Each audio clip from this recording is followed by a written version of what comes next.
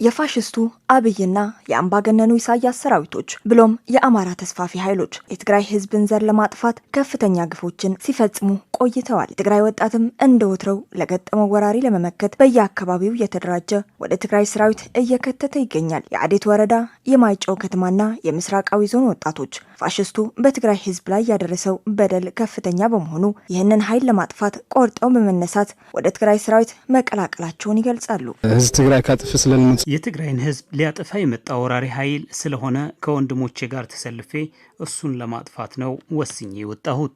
እዚህ መጪው ወራሪ ኃይል የመጣብን ወራሪ ኃይል ትልቅ ኃይል ህፃን ሀብታምና ድሃ ሳይለይ ለመላው የትግራይ ህዝብ ሊያጠፋና ሊገድል ስለመጣ ይህን ለመመከት ነው እየወጣው ያለውት። ዝበጽሐ በደል ሲንሕና ነሐለና የደረሰው በደልና ግፍ አንገብግቦን እኛ ያለን እናታችን እንዲያትሆንም በማለት የተደፈሩት እናትና እህቶች